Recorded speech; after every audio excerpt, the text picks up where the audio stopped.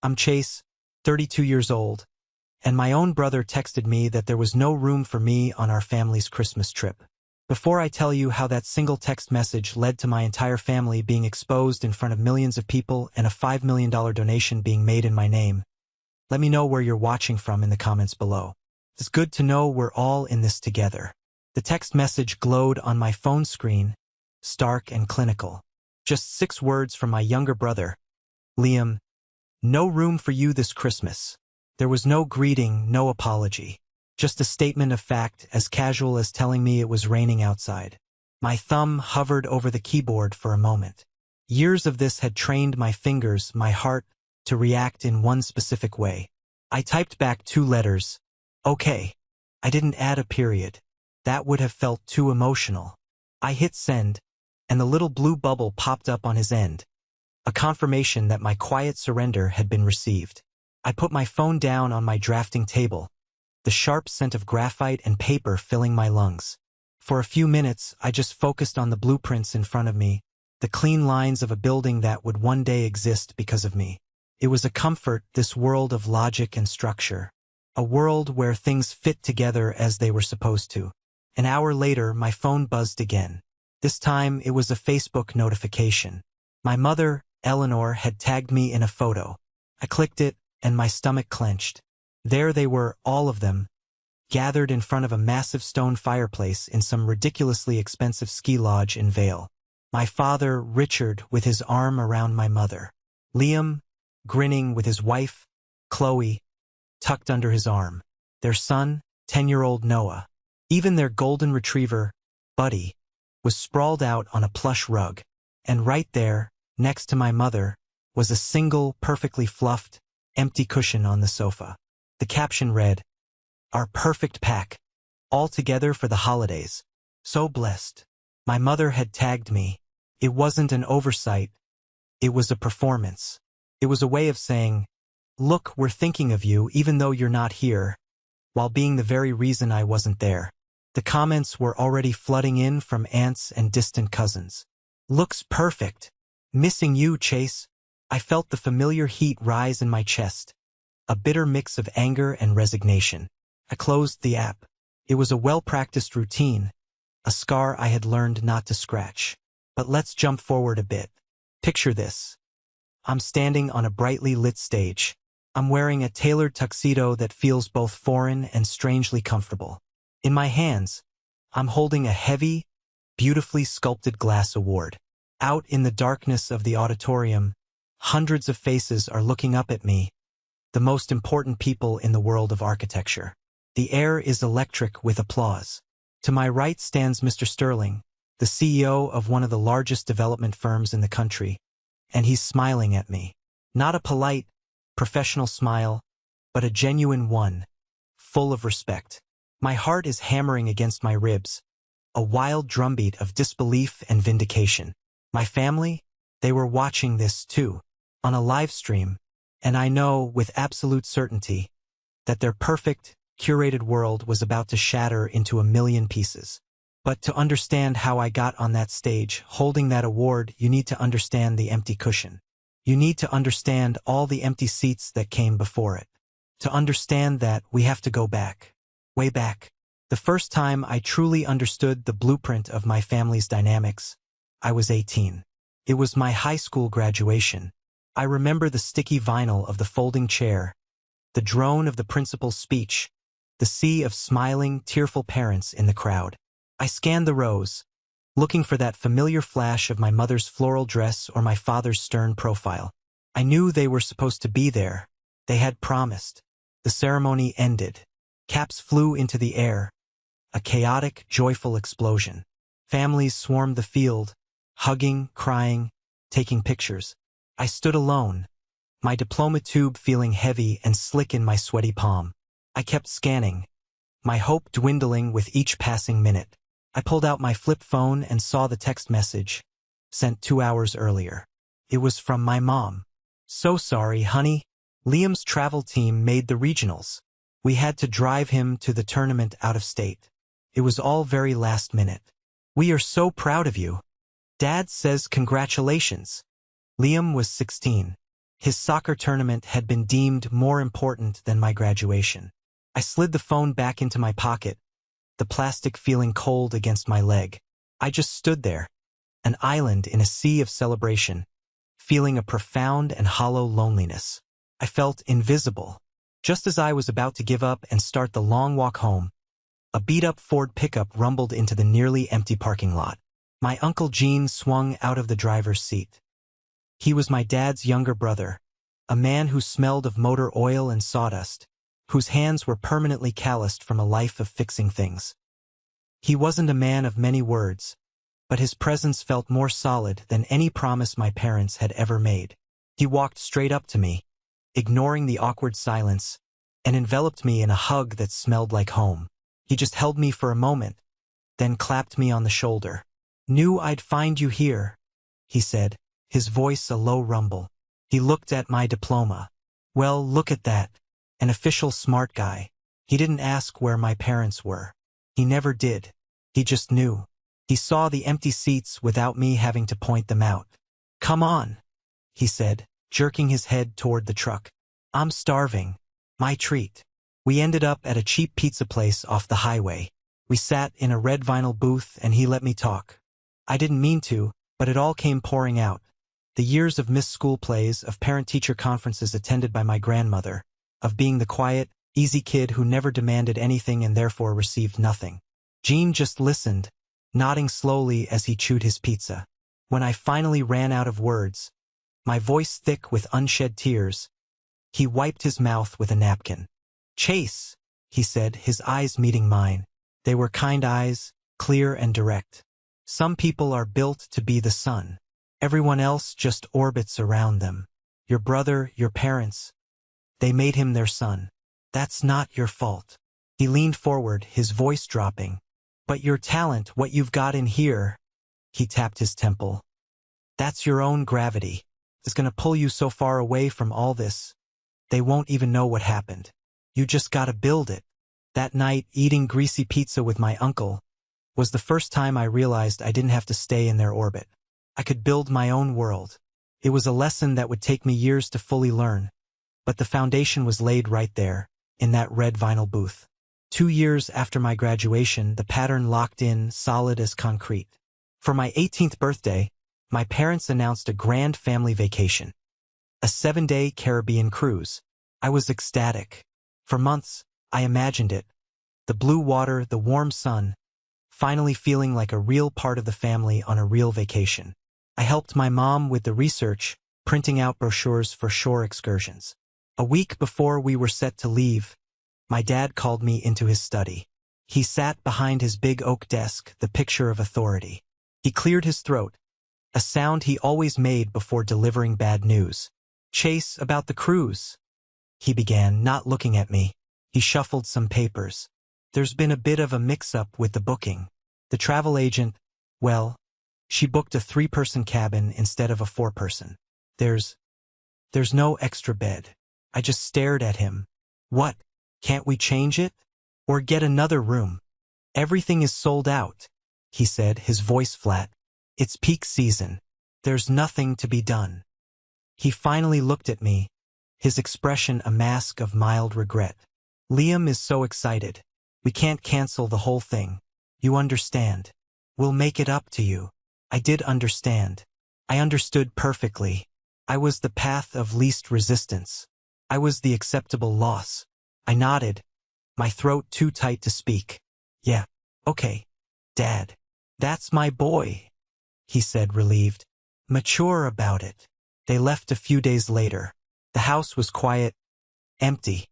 I spent my 18th birthday working a double shift at the diner where I'd gotten a summer job. That night, I scrolled through Facebook. The first pictures were already up. My mom had posted an album titled Caribbean Dream. There they were, beaming on the deck of a massive ship. My dad, my mom, Liam. And in the 4th spot, standing next to Liam with her arm looped through his, was Chloe, his new girlfriend of 2 months. She was wearing a sun hat and a bright yellow dress, looking every bit a part of the family. The caption on one photo of the 4 of them at dinner read, "The perfect table for 4." The air left my lungs in a whoosh. It wasn't a mix-up. It wasn't about a bed. It was a choice. They had actively chosen to replace me. They had a fourth ticket, a fourth spot at the table, a fourth bed in whatever cabin arrangement they actually had, and they gave it to her. That was the moment the quiet sadness I'd always felt began to curdle into something harder, something colder. It was the first time I realized their neglect wasn't passive. It wasn't just forgetfulness or being busy. It was deliberate. I was the piece that could be removed to make room for something they valued more. I closed my laptop. I didn't cry. I just sat there in the dark, the silence of the empty house pressing in on me. They would make it up to me, my dad had said. That was the line they always used. A blank check for promises they never intended to cash. I knew then that I had to stop waiting for them to pay up. I had to start building my own account. Fast forward another 4 years. I was graduating from one of the top architecture schools in the country, summa cum laude. This felt different. This wasn't just high school. This was the culmination of years of sleepless nights, of working side jobs to pay for materials, of pouring every ounce of myself into my passion. This was the start of my real life. I'd sent the invitation to my parents months in advance. The response was a vague, non-committal text from my mom. "We'll try our best, sweetie. Liam has a big showcase that weekend for his semi-pro contract." A part of me, the stupid, hopeful part, still held on. Maybe this time. Maybe this achievement was big enough to finally get their attention. The day of the ceremony was bright and sunny. I stood in my cap and gown, surrounded by my classmates and their proud families. My phone remained silent. No calls, no texts, just a gaping void where my family should have been. After the ceremony, as I was walking back to my lonely dorm room, my phone finally buzzed. It was a picture message from Chloe. It was a selfie of her, Liam, and my parents at a fancy rooftop bar in another city. Liam was holding up a newly signed contract, a wide, triumphant grin on his face. My parents were beaming on either side of him. The text with the photo read, "He did it, celebrating our star." They hadn't even tried to lie this time. They hadn't bothered with an excuse. They just weren't there, and they wanted me to know it. I felt a familiar wave of nausea and emptiness wash over me. I leaned against a brick wall, the rough texture digging into my back, and just closed my eyes. I had done it. I had graduated at the top of my class, and it hadn't made a damn bit of difference. "Chase! Hey, over here!" My eyes snapped open. There, parked illegally by the curb, was Uncle Gene's beat-up Ford. He was leaning against the hood, waving. Next to him, my Aunt Carol was fussing with something in a large box, and my little cousin Maya, who was about 10 at the time, was bouncing on her toes, holding a hand-painted sign that said, "My cousin builds the coolest stuff." They had driven 6 hours. 6 hours just for me. A lump formed in my throat, so thick I could barely swallow. I walked toward them, my legs feeling shaky. Aunt Carol saw my face and immediately pulled me into a hug that smelled of cinnamon and coffee. "Oh, honey, we are so incredibly proud of you," she whispered, her voice cracking. Maya shoved the sign into my hands. "We brought you something," she yelled, her voice full of excitement. Uncle Gene opened the box Carol had been holding. Inside was a cake. But it wasn't just any cake. It was a multi-layered sheet cake, meticulously decorated to look like a blueprint of a skyscraper. The details were incredible. Tiny windows, structural lines, all drawn in blue icing. "Maya's idea," Gene said, a rare, wide smile spreading across his face. "Figured an architect deserved a proper building." I just stared at it, speechless. The thought, the effort, the sheer, unconditional love packed into that ridiculous, wonderful cake. It was more than my parents had given me in 22 years. That day, we didn't go to a fancy restaurant. We sat on the grass in the middle of campus, eating cake out of the box with plastic forks. We laughed as Maya got frosting on her nose. We talked about my plans, about the future. They didn't mention my parents once. They didn't have to. Their presence said everything. They were my family. Not the one I was born into, but the one I was lucky enough to be chosen by. They were the ones who showed up. And I knew, from that day forward, they were the only ones I would ever show up for. Now, let's go back to that day. The day of the text message. After I saw my family's perfect pack photo from Vail, I didn't spiral. I didn't sit in the dark. The years of practice had built a kind of armor around my heart. The pain was still there, a dull, familiar ache, but it no longer paralyzed me. Instead, I turned back to my work. I was the lead architect on the Sterling Tower project, a massive skyscraper that was set to redefine the city skyline. It was the biggest project of my career, the kind of thing architects dream of. I had poured my life into it for the past 18 months, working weekends, pulling all-nighters, sacrificing everything. As I stared at the blueprints, my phone chimed with a new notification. It wasn't from Facebook. It was an email from my firm's payroll department. The subject line was simple: Project Bonus Confirmation. I opened it.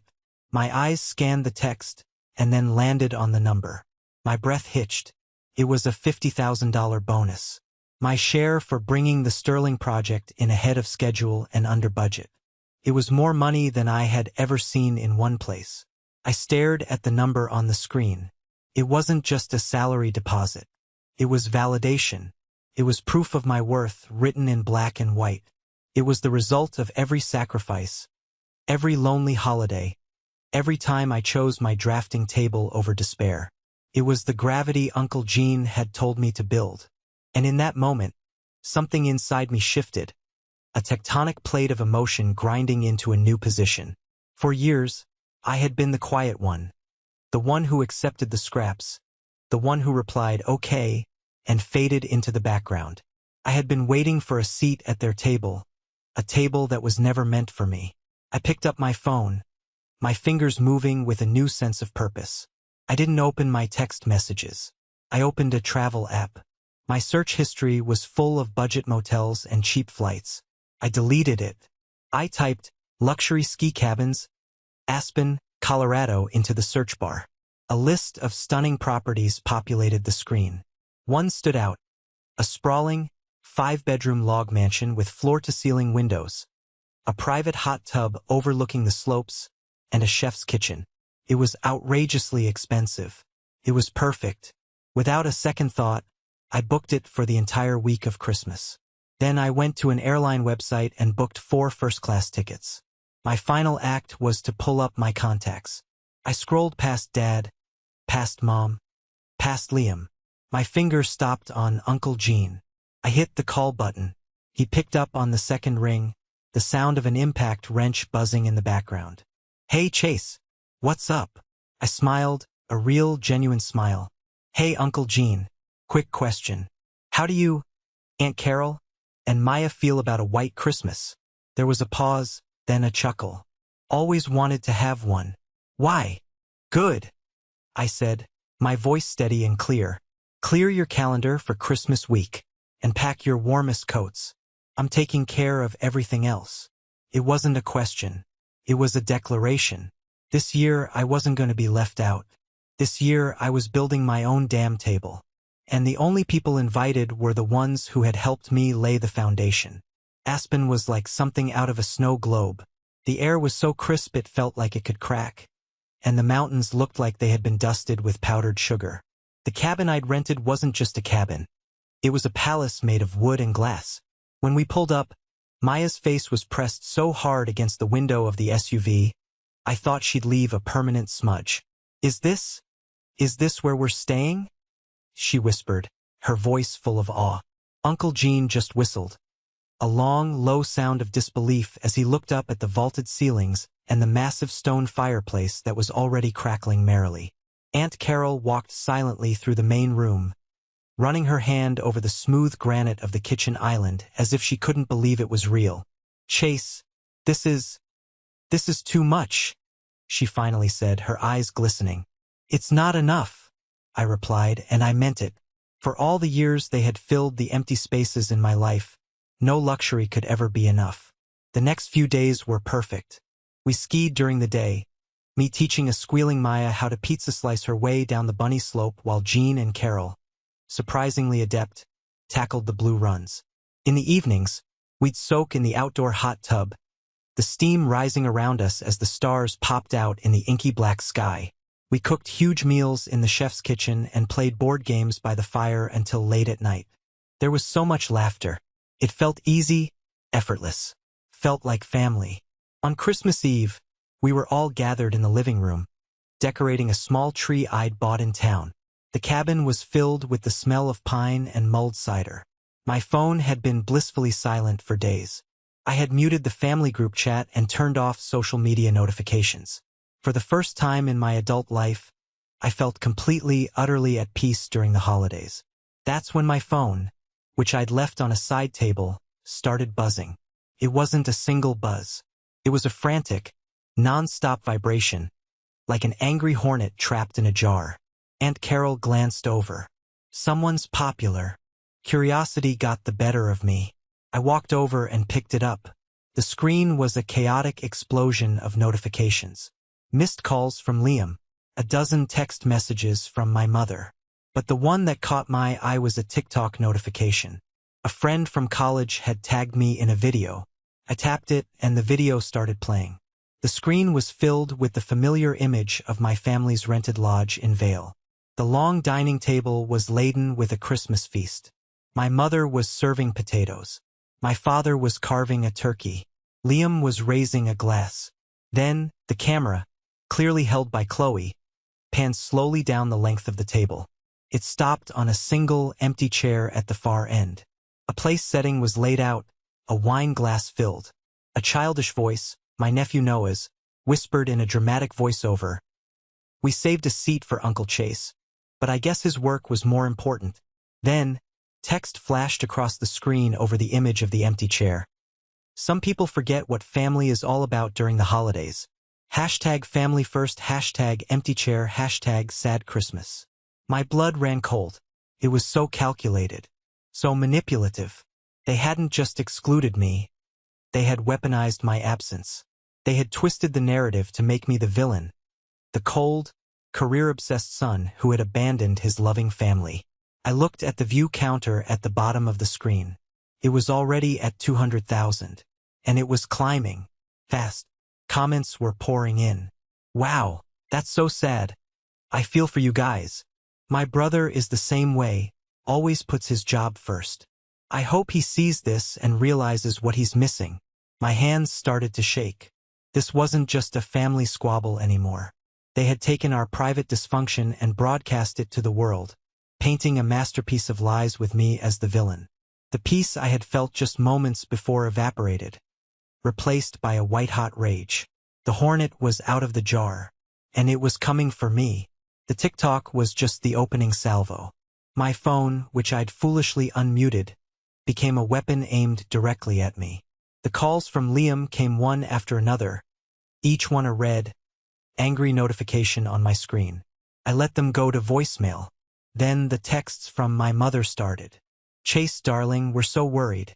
Please call us. Everyone is asking where you are. This is very embarrassing for us. Your father is extremely disappointed in your behavior."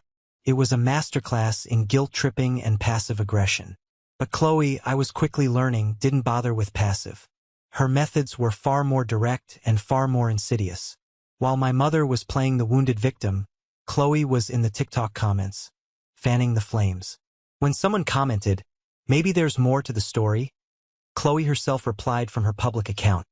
A sickeningly sweet profile picture of her and Noah smiling beside her name. "We wish there were," she wrote. "We've been trying for years to include him, but he's always been distant. We just keep saving a seat and hoping one day he'll choose to sit in it." The comment was littered with praying hands and heart emojis. It was a performance worthy of an Oscar. She was crafting a public narrative of a long-suffering family, patiently waiting for their prodigal son to return. Uncle Gene saw the look on my face and walked over, placing a heavy hand on my shoulder. "Don't look at it, kid. It's poison." But I couldn't look away. It was like watching a car crash in slow motion. And then, as if on cue, an email notification popped up. It wasn't from my family. It was from David Chun, the head of human resources at my firm. The subject line read, "Urgent, formal concern regarding employee conduct." My heart stopped. I opened the email, my hands feeling numb. "Dear Chase," it began. "We have been contacted by a concerned family member, Ms. Chloe Richards, your sister-in-law, regarding what she describes as a pattern of unstable and potentially antisocial behavior that has caused your family significant distress. She has expressed concern that these personal issues may be impacting your professional judgment and fitness for a leadership role, particularly in light of your recent promotion and increased responsibilities on high-stakes projects." I scrolled down, my vision blurring. Chloe had attached a long, bullet-pointed list of my supposed transgressions, dating back to my childhood. She twisted every memory into a clinical diagnosis of my character flaws. My childhood shyness was reframed as an inability to form healthy social bonds. My focus on my studies was an obsessive avoidance of family obligations. She even mentioned my decision to move into the city for my job as a deliberate act of isolation from his support system. She had weaponized my entire life. And she hadn't just sent it to me. She had sent it to my boss, my boss's boss, and the entire HR department. This wasn't a personal attack anymore. This was a calculated, professional assassination attempt. She wasn't just trying to win a family argument. She was trying to destroy my career. She was trying to take away the one thing I had built for myself, the one thing that was truly mine, the one thing they couldn't touch. Until now, I felt the floor drop out from under me. This was a level of malice I couldn't have comprehended. The TikTok was for public consumption, but this was a stiletto knife, slid silently between my ribs, aimed directly at my professional heart. The salary, the promotion, the future I had worked so hard for. She was trying to burn it all to the ground.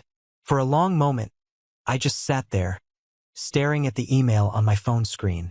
The air in the beautiful, warm cabin suddenly felt thin and cold.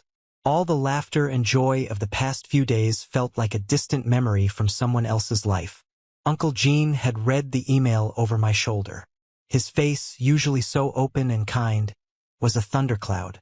His jaw was set, and a muscle ticked along his temple. He didn't say, "I told you so." He just took the phone from my numb fingers, set it face down on the table, and went to the kitchen to pour me a stiff drink. Aunt Carol and Maya had gone quiet, the festive atmosphere replaced by a heavy tension. Maya looked at me, her young face full of confusion and concern. "Is everything okay, Chase?" I forced a smile that felt like cracking plaster. "Everything's fine, kiddo. Just some work stuff." Just then, my phone started ringing again. It was Liam. This time, a reckless, defiant anger surged through me, overpowering the shock. I grabbed the phone and hit the green button, putting it on speaker for Jean to hear. "What?" I said, my voice dangerously quiet. Finally, Liam's voice snapped through the speaker, full of self-righteous indignation. "Do you have any idea what you've done? Mom is a wreck. Everyone is calling, asking what's going on. You're making us look like monsters." I almost laughed. It was so absurd, so completely devoid of self-awareness. "You're making yourselves look like monsters, Liam," I said. My voice as cold and clear as the mountain air outside. "I haven't done anything." "Oh, really? So you just disappearing to Aspen without a word isn't doing anything? Chloe sees you posting pictures of some fancy cabin while your family thinks you're working. You left us no choice but to explain the situation." "The situation?" I repeated slowly. "You want to talk about the situation? Okay, let's talk about the situation." Uncle Gene leaned against the counter, his arms crossed, watching me.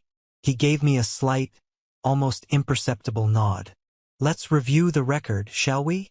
I continued, my voice devoid of emotion, like an attorney presenting evidence. "Age 16. High school graduation. You had a soccer game. Age 18. Caribbean cruise. There was no extra bed. But Chloe fit just fine. Age 22. College graduation. You had to sign a contract. Age 24. Thanksgiving in Hawaii. It was cousins only. Age 25. Christmas in Park City. The lodge was at max capacity. Age 27. New Year's in Miami. The rental house rules were very strict on headcount. Age 29. an Alaskan cruise. All the suites were booked. Last year, a vineyard tour in Napa. It was a couple's only thing. And this year, Vail. No room. I paused, letting the silence stretch. I could hear his breathing on the other end of the line, quick and shallow. That's ancient history, he stammered. You're holding grudges. It's not history, Liam, I said, my voice dropping. It's a pattern. 14 years of being told there's no room for me. I didn't disappear. I just finally listened.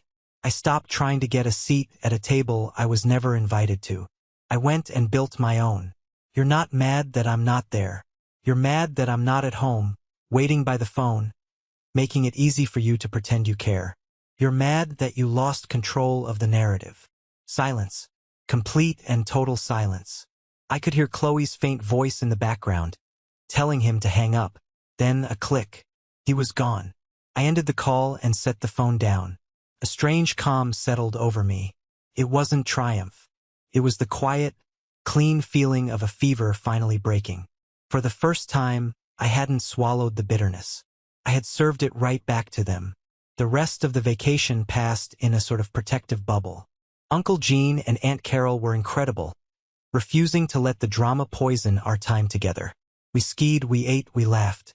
But underneath it all, a quiet dread was building in my stomach. I knew this wasn't over. The phone call with Liam wasn't an ending. It was an escalation. My first day back at the office confirmed it. I walked into the gleaming marble lobby of my firm, coffee in hand, feeling the familiar pre-work buzz. And then I saw him, my father. He was standing near the reception desk, looking completely out of place in his khaki pants and golf jacket. He clutched a briefcase in one hand, his posture rigid, his face a mask of grim determination. He looked like a general surveying a battlefield. Jenna, the young receptionist, gave me a wide-eyed, panicked look as I approached. My father's eyes locked onto mine. He didn't say hello. He just strode forward, blocking my path to the elevators. "We need to talk," he said, his voice low and commanding, meant to carry. "This isn't the time or the place, Dad," I said, keeping my voice even. I was acutely aware of my coworkers streaming past, their curious glances like tiny pinpricks on my skin. "You've made it the place," he shot back, his voice rising. "You've aired our family's private business for the world to see and dragged it into your workplace. Now you're going to fix it." He snapped open his briefcase on a nearby bench and pulled out a single sheet of paper. He thrust it at me. "This is a letter of apology. To your mother, to Liam, to the entire family. You will sign it and you will post it in the family group chat. And you will send a formal retraction to your human resources department, explaining that your sister-in-law was acting out of genuine concern and you overreacted." I glanced at the letter. It was a masterpiece of manipulation, painting me as an emotional, unstable person who had misunderstood my family's well-intentioned actions. My signature at the bottom would be a confession. It would validate every lie Chloe had told. "No," I said simply. His face turned a dangerous shade of red. "What did you say?" I said no. "I am not signing that." "You are going to sign it," he boomed, his voice echoing in the high-ceilinged lobby. Heads turned. The whole building seemed to go quiet. "You have embarrassed this family for the last time. You owe your mother an apology. Your behavior has caused Liam and Chloe undue stress. And for what? Some childish need for attention." Jenna was now speaking quietly but urgently into her phone. "Security to the front lobby, please." I looked my father directly in the eye. The man who had never once stood up for me. The man who had stood by and watched as I was pushed aside, year after year. "The only thing I'm going to do," I said, my voice shaking slightly but holding firm, "is go upstairs and do the job that I have earned. The job you are trying to jeopardize." I started to walk around him. He grabbed my arm. "You're not walking away from me. Sir, you need to let him go." A firm voice came from behind us. 2 security guards had materialized, their expressions calm but unyielding. My father's hand dropped from my arm as if he'd been burned. The sight of external authority had finally pierced his bubble of parental control. "This is a family matter," he snarled at the guards. "It's a corporate lobby, sir," the guard replied evenly. "And you're causing a disturbance. Please leave the premises." My father stared at me, his eyes blazing with a fury I had never seen before. It was the fury of a king whose authority had been challenged in his own court. As the guards gently but firmly began to escort him toward the door, he pointed a trembling finger at me. "You'll regret this, Chase. You're choosing a building over your blood. You will end up with nothing. No family. No inheritance. Nothing." The word inheritance hung in the air, a final, pathetic threat. I didn't say a word. I just watched them lead him away. The letter he had brought lay on the floor where he'd dropped it. I bent down, picked it up, and, in full view of Jenna and the security guards, I tore it neatly in half and then in half again. I dropped the pieces into the lobby trash can on my way to the elevator. The doors slid shut, and as the car began to rise, I finally let out the breath I hadn't realized I was holding. The office was a minefield of whispers and sideways glances. The lobby showdown had become the morning's main event. My closest colleague, Sarah, who had always been a bit of a rival, just looked at me, shook her head, and slid a fresh cup of coffee onto my desk without a word. It was a small gesture, but it meant the world. I spent the day in a fog, trying to focus on schematics and building codes, but my father's furious face kept swimming in front of my eyes.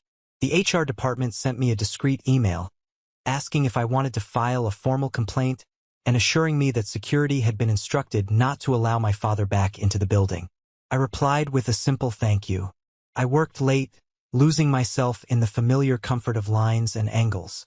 By 8 o'clock, the office was deserted. The only sounds the hum of the servers and the distant whoosh of traffic. I was packing up my things when I heard the chime of the elevator. I froze, my heart starting to pound. The glass doors to our floor slid open, and my Uncle Gene walked out. He was wearing his usual work jeans and a flannel jacket, and he was carrying a thermos in one hand and a rolled-up sleeping bag in the other. He looked as out of place in the sleek, modern office as my father had, but for entirely different reasons. He saw me and gave a small, weary smile. "Hey kid, figured you might be working late." "Uncle Gene? What are you doing here?" I asked, my voice hoarse with surprise. He walked over and set the sleeping bag and thermos on the sofa in our reception area. "Jenna from the front desk is married to a guy in my bowling league. Word gets around." He looked around the empty office. "Figured you might need a security detail for the night shift. My rates are pretty cheap. A cup of coffee and you don't have to listen to me snore." I just stared at him, a wave of emotion so powerful it almost knocked me over. My own father had come to my workplace to threaten and humiliate me. My uncle had come to stand guard. Later that night, as I worked at my desk under the dim glow of my lamp, Gene dozed on the sofa. His presence was a silent, unshakable comfort. During a break, I scrolled through my phone, my thumb hovering over the family group chat I hadn't yet left. I saw a new post from my mother, a picture of her and my dad, with a caption, "Standing strong with my husband against vicious, unfounded attacks. Family should be a sanctuary, not a war zone." Underneath, a comment from my cousin Mark, whose struggling construction business had just received a hefty investment from my father. "So sorry you have to go through this, Aunt Eleanor. Some people don't appreciate what they have until it's gone." It was another knife, another betrayal. A few months ago, Mark had called me, complaining about my dad's controlling nature and asking for advice on a project. Now, bought and paid for, he was singing the company tune. I clicked his profile and hit block. It was a small act of defiance, but it felt good. I looked over at my uncle, his chest rising and falling in a steady rhythm. He wasn't my blood in the same way they were, but he was my family. He was the sanctuary. The rest was just a war zone I was finally learning to walk away from. The next 3 months were a strange kind of Cold War. My family went silent, at least to me. I was officially excommunicated. But the TikTok video continued to circulate in certain corners of the internet, a piece of digital shrapnel lodged in my life. The email from Chloe to HR had been dealt with professionally. David Chun had assured me that my record was clean and that the firm stood by me, but the incident left an ugly stain. I felt like I was walking on eggshells, constantly waiting for the other shoe to drop. Professionally, however, things were moving at lightning speed. The Sterling Tower was a massive success, hailed by critics as a landmark achievement. The firm's reputation soared, and so did mine. Then the email arrived. I had been nominated for the National Architect of the Year award, one of the most prestigious honors in the industry. The ceremony was a black-tie gala in New York City. My first thought was that I didn't want to go. The idea of being in the spotlight, of opening myself up to more public scrutiny, was terrifying. But Uncle Gene wouldn't hear of it. "You earned this, Chase," he'd said over the phone. "You are going to walk on that stage and hold your head high. This isn't about them anymore. This is about you." He was right. So I bought a tuxedo, booked a flight, and flew to New York. Aunt Carol and Maya insisted on watching the live stream from home, promising to cheer louder than anyone. The night of the gala, I felt like I was in a dream. The ballroom was a glittering sea of chandeliers and evening gowns. I was surrounded by the living legends of my field, people whose books I had studied in college. I felt like an imposter, a kid playing dress-up. I found my assigned table. I was seated with the other nominees and, to my surprise, Mr. Sterling himself, the CEO whose building I had designed. He was a powerful, intimidating man in his 60s, but he greeted me with a warm handshake and a surprisingly kind smile. "Chase, a pleasure to see you again," he said, his voice a commanding baritone. "The tower is magnificent. Truly, you should be very proud." "Thank you, sir," I managed to say. "That means a lot." We made small talk through dinner, but my mind was elsewhere. I knew my family would be watching the live stream. Chloe had made a point of posting about it in the family group chat, a message I only saw because a sympathetic cousin sent me a screenshot. "Hoping for the best for Chase tonight," she had written, the picture of magnanimity. Even when families have disagreements, we always support each other's successes. They weren't watching to cheer me on.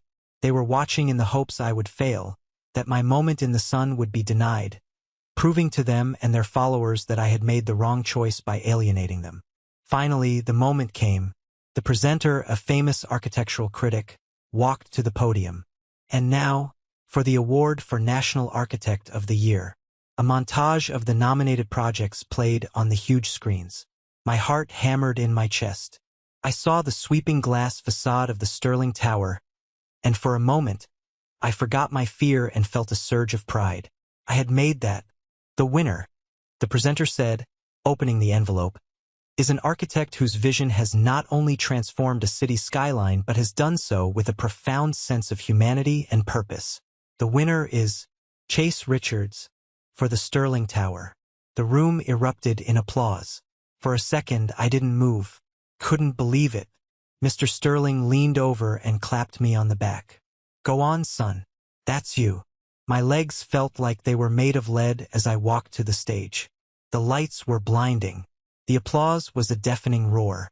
I shook the presenter's hand and accepted the heavy glass award. I stepped up to the microphone, my hands trembling, and looked out at the sea of faceless shadows. I had a speech prepared, a list of people to thank at the firm. But as I opened my mouth, the words wouldn't come. All I could think about was that empty chair. Just as the silence was becoming awkward, a figure moved to the podium beside me. It was Mr. Sterling. The crowd quieted instantly, his presence commanding their full attention. He placed a hand gently on my shoulder. "If you'll permit me," he said, his voice resonating through the ballroom, "I'd like to say a few words. Usually, the client just funds the project. But with Chase, you get more than a blueprint. You get a piece of his soul." I stared at him, confused. We had only spoken a handful of times. "During one of our final design meetings," Mr. Sterling continued, turning to address the audience but still speaking as if to me, "I asked Chase what the core inspiration for the building's central atrium was. It's a vast, open space, designed to be the heart of the tower, where people can gather. And what he told me has stuck with me ever since." He paused, letting the suspense build. He said, I wanted to create a space where everyone felt like they belonged. A place with no empty chairs. My breath caught in my throat. I had said that to him in a moment of vulnerability, explaining the design philosophy. I never imagined he'd remember it, let alone repeat it on a national stage. A place with no empty chairs, Mr. Sterling repeated, his voice filled with a sudden, powerful emotion. In a world that can often feel isolating, in a city of millions, this young man's driving ambition was to create a space for inclusion, for community. That, ladies and gentlemen, is more than just architecture. That is a mission. He looked directly into the main camera, the one broadcasting the live stream. I knew with a chilling certainty that he knew. He knew exactly who he was talking to. That is why the Sterling Corporation believes in not just recognizing this talent, but investing in it. We believe in building more places where there are no empty chairs. That is why, tonight, in honor of Chase Richards' vision and achievement, my company is donating $5 million to the Architecture for Communities Foundation, a charity that builds community centers and housing for at-risk youth. The donation will be made in Chase Richards' name to establish a fund that he will oversee. The ballroom exploded. The applause was a physical force, a tidal wave of sound and shock. $5 million. My name. It was unreal. Mr. Sterling had just taken my private pain, the secret shame my family had used as a weapon against me, and reforged it. He had turned it into a symbol of strength. He had turned it into a multimillion-dollar legacy of hope. He hadn't just given me an award, he had given me back my story. He turned to me, his eyes crinkling at the corners. The stage is yours, son. I stepped up to the microphone, the trembling gone, replaced by a profound, unshakable calm. I looked into the camera. I didn't see an anonymous audience. I saw my parents' living room. I saw Liam and Chloe on their sofa. I saw their perfect, curated world turning to ash. "Thank you, Mr. Sterling," I said, my voice clear and steady. "I am overwhelmed. I don't have a long speech. The building speaks for itself. But I do have people to thank." I took a deep breath. I want to thank my uncle Gene, who taught me that you can build a future out of spare parts and sheer will. I want to thank my aunt, Carol, who showed me that the warmest homes are built with love, not drywall. And I want to thank my cousin, Maya, who reminds me that the best designs are the ones that create joy. Thank you to the family that built me. And that was it. I didn't mention my firm. I didn't mention my parents. I didn't mention the brother who had no room for me. I just picked up my award, nodded to the audience, and walked off the stage. The applause followed me all the way. This is the moment that changed everything. The moment I stopped letting them write my story and finally picked up the pen myself. Thank you for staying with me to this point. It means more than you know.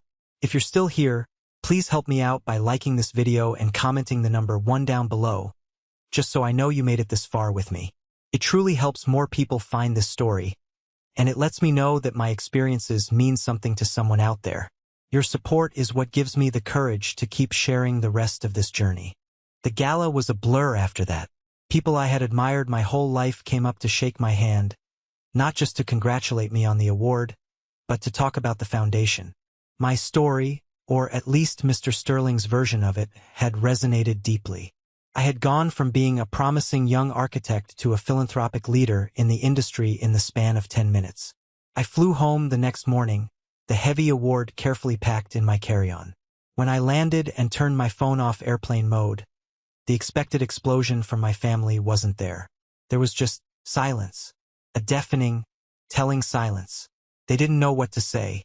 How could they attack the golden boy, the celebrated philanthropist whose story of overcoming adversity had just been broadcast on a national stage? How could they spin the narrative now? They couldn't, and the fallout was swift. A week later, I got a call from a cousin who still spoke to me. She told me that the TikTok video, which had been Chloe's pride and joy, had backfired spectacularly. After the gala, people had connected the dots. The video was flooded with new comments. "So this is the family that abandoned the architect of the year? Wow, the empty chair looks a lot different now. This is some next-level gaslighting."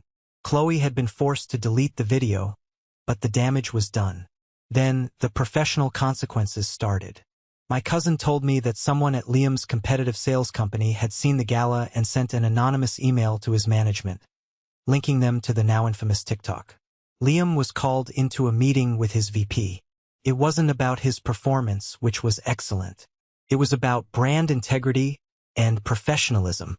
His end-of-year bonus, the one he was counting on for a down payment on a new house, was cut by 50% as a disciplinary measure.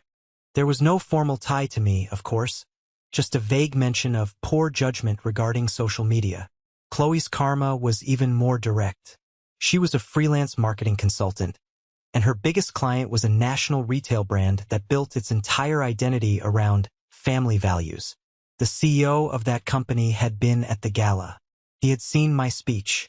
2 days later, Chloe received an email informing her that her lucrative 6-figure contract was being terminated, effective immediately, due to a misalignment of core values. In one email, she lost nearly half of her annual income. I didn't feel joy hearing this. I just felt a quiet, somber sense of balance being restored. They had tried to destroy my career, my foundation. Instead, their own had crumbled. They had built their house on a foundation of lies and manipulation, and a single moment of truth had brought it all crashing down. I hadn't sought revenge. I had simply chosen to succeed, and my success had become a mirror, forcing them to look at their own reflections for the first time. And they clearly didn't like what they saw. About a month after the gala, my phone rang. It was an unknown number. I almost ignored it, but something made me answer. "Hello, Chase." It was my mother's voice. It wasn't warm or conciliatory. It was thin, brittle, and laced with an unfamiliar tremor of desperation. "We need to talk," she said. "Your father and we're prepared to sit down and work through this. Like a family." I stayed silent, waiting. "This has gone on long enough," she continued, her voice gaining a whiny, self-pitying edge. "Chloe is a mess. Liam lost a significant part of his bonus. Your father's friends are asking him questions. You've made your point, Chase. You won. Now you need to stop punishing us. You need to come home and help us fix this." I couldn't believe what I was hearing. There was no apology, no acknowledgement of what they had done, no remorse. She was still seeing this as a game, a power struggle that I had won. And now it was my responsibility as the victor to repair the damage they had inflicted. She didn't want reconciliation. She wanted me to come back and help them rebuild their public image. "Fix what, Mom?" I asked, my voice calm. "There's nothing for me to fix." "Don't be ridiculous," she snapped, her desperation turning to anger. "You stood on that stage and you humiliated us. You talked about family and you didn't even mention your own mother. Do you have any idea how that felt?" "Yes," I said softly. "I think I do. Probably felt like sitting in a crowd on your graduation day, watching every other kid get hugged by their parents. It probably felt like seeing pictures of your family on a cruise you were told was full. It probably felt like having your entire life twisted into a weapon to be used against you by your own sister-in-law." The line went silent. I had taken her question and answered it with the currency of my own pain. "I didn't humiliate you, Mom," I continued, my voice gaining strength. "I just stopped letting you humiliate me. There's a difference." I heard her take a shaky breath. "After everything we've given you, I'm hanging up now," I said, not unkindly, but with a finality that felt as solid as steel. "I wish you well. I really do. But my seat at your table is officially empty. This time by my choice." Before she could respond, I ended the call. Then I went into my contacts. I found her name, my father's name, and Liam's. One by one, I selected "Block this caller." A small pop-up asked me to confirm. I pressed it without hesitation. It felt like turning a key in a lock, securing a door that I had been trying to close for 20 years. I was finally, truly free. 6 months can feel like a lifetime. In the half-year that followed that final phone call, my world transformed. True to his word, Mr. Sterling and my firm had supported me in becoming a full partner. My name was now on the letterhead. The corner office with the panoramic city view was mine. But it wasn't the title or the view that mattered. It was the work. I spent most of my time overseeing the new Chase Richards Fund within the Architecture for Communities Foundation. Our first project was ambitious, converting a derelict warehouse in a neglected part of the city into a state-of-the-art community and arts center for underprivileged youth. It was the most challenging and the most rewarding work of my life. I wasn't just building with steel and glass anymore. I was building with hope. One warm Saturday afternoon in May, I was at Uncle Gene's house for a barbecue. The smell of grilled burgers and freshly cut grass hung in the air. The backyard was filled with the easy chatter of Gene's friends and neighbors. I was sitting on the porch steps, showing my cousin Maya how to use perspective in a sketch she was drawing. She was 13 now, and she had a real talent, a spark of creativity that I was determined to nurture. Aunt Carol brought out a huge sheet cake. In bright blue icing, it said, "Congratulations, Emma. Partner." Everyone cheered, and Uncle Gene handed me a beer, his eyes shining with a fierce, quiet pride that was worth more to me than any award. "Look at you, kid," he said, clapping me on the shoulder. "Building whole new worlds." I looked around the backyard. At Maya, her brow furrowed in concentration over her drawing. Carol, laughing with a neighbor. At Gene, manning the grill like a seasoned general. This was my world. It wasn't perfect. It wasn't a curated photo for social media. It was real. It was messy and loud and full of unconditional love. Later, as the sun began to set, casting long shadows across the lawn, I found myself talking to Sarah, my colleague from work, whom I'd invited. We had grown closer over the past few months, our old rivalry replaced by a mutual respect and a budding friendship. "You seem different," she said, watching me as I pushed Maya on the old tire swing. "I am," I admitted. "I spent so much of my life trying to fit into a picture that was never meant for me. I kept thinking if I just tried harder or achieved more, they'd finally see me. But I was wrong. It was never about me." "What was it about?" she asked. I thought about it for a moment, watching Maya soar into the twilight sky. It was about them, about the story they needed to tell themselves about who they were. And in that story they needed a villain, or at least a ghost, an empty chair to prove how much they loved the people who were actually present. The problem was, I wasn't a ghost. I was a person. I finally understood. My worth was never up for debate. I didn't need their approval or their validation. I just needed to approve of myself.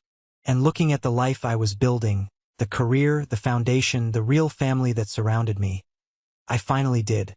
The empty feeling that had been my constant companion for so long was gone. The space had been filled. Not by them, but by me. A few weeks after the barbecue, a package arrived at my office. It was a dusty, brown cardboard box, addressed to me in my father's spiky, unfamiliar handwriting. There was no return address. My first instinct was to throw it away, to refuse to let that part of my life seep back in. But curiosity, a stubborn and persistent weed, won out. I took it home that night. I set it on my kitchen table and just looked at it for a long time. Felt heavy not just in weight, but in history. Finally, I slit the tape with a knife and opened it.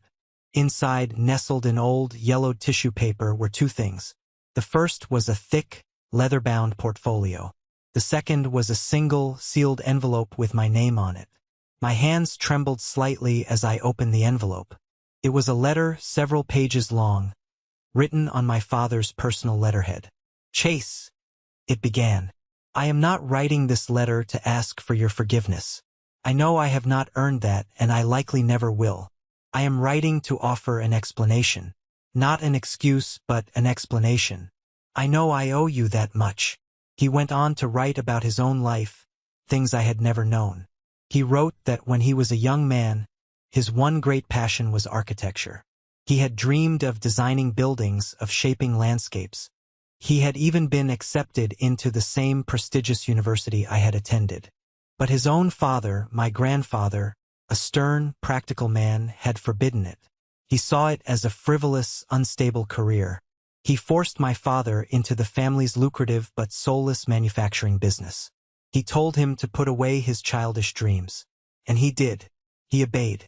He took over the business, got married, had a family. He buried his passion so deep he almost forgot it was there.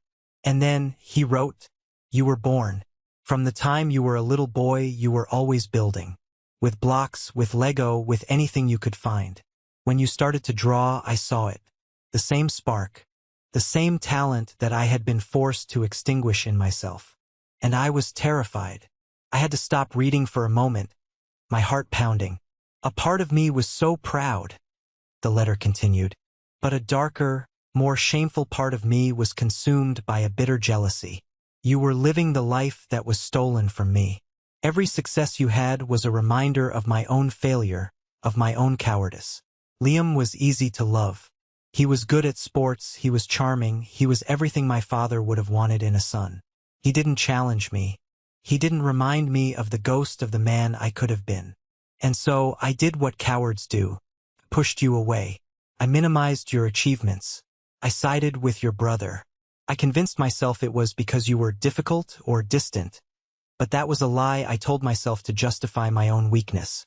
The truth is, I couldn't stand to be near the light you shone, because it illuminated all of my own dark, empty corners. The empty chair wasn't for you, Chase. It was for me. It was for the man I never became." He wrote that the night of the gala, watching me on that stage, he had felt two things: a flare of the old, ugly jealousy, and an overwhelming, crushing sense of shame. He saw the man I had become, not in spite of him, but perhaps because of the space he had created. I don't expect you to understand, and I certainly don't expect you to forget. No apology can erase the years of neglect. I have to live with that. My only hope is that you know the fault was never, ever yours. It was always mine." He ended the letter there. My hands were shaking as I put it down. I opened the leather portfolio. Inside were dozens of architectural drawings, dated from over 40 years ago. They were my father's. And they were brilliant, full of bold ideas and a raw, untamed talent. I didn't feel anger. I didn't feel forgiveness. I felt a profound, aching sadness. A sadness for the boy whose dreams were crushed, for the man who let that bitterness poison his life and his relationship with his son. It didn't excuse anything, but, as he said, it did explain it. The cruelty hadn't come from a place of malice, but from a place of deep, unresolved pain. He had passed down his own inheritance of disappointment, and my entire life had been an unconscious struggle to refuse it. I still have that letter and the portfolio.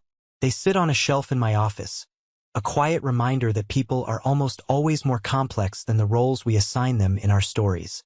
I haven't spoken to my father or my mother or Liam since that last phone call. There was no dramatic confrontation, no final, tearful reunion. Our story didn't end with a bang, but with a quiet, mutual acceptance of the space between us. A space that is, for the first time, healthy. Sometimes I see updates through the grapevine. Liam and Chloe are still together, navigating a life with a little less money and a lot more humility. My parents sold the big family home and downsized. I hope they've found some measure of peace. My own life is full. The community center I designed opened last month to incredible fanfare. Seeing the kids in the art studio, sketching and painting and building, fills a part of my soul I didn't even know was empty. My friendship with Sarah blossomed into something more. We're building a life together, one based on mutual respect and shared dreams. And my other family, Jean, Carol, and Maya, they are the bedrock. We have dinner together every Sunday. There is always a seat for me at their table, a seat I never have to question or fight for. It's just there waiting for me. From my office window, I can see the skyline of the city, a landscape of steel and glass and human ambition. I can see the top of the Sterling Tower, gleaming in the afternoon sun. I used to think my story was about the pain of being left out, but I was wrong. My story is about the power of building something of your own. You can't always rebuild a broken family, but you can lay a new foundation. You can design your own life, create your own spaces of belonging, and choose the people you invite inside. Family, I've learned, isn't about blood. It's not about obligation or shared history. It's about who shows up. It's about who brings you a pizza on your loneliest day, who builds you a cake shaped like your dreams, who sits guard in a dark office lobby just to make sure you feel safe. It's about the people who, without a moment's hesitation, give you a seat at their table and are genuinely happy to see you sit in it. Thank you for listening to my story. I know it was a long one, but it was important for me to tell it all. I hope it resonated with you in some way. Have you ever had to find your own path or build your own family? I'd be honored to hear about your experience in the comments below. Please share your story, and don't forget to like and subscribe so you don't miss what comes next. Truly means the world to me.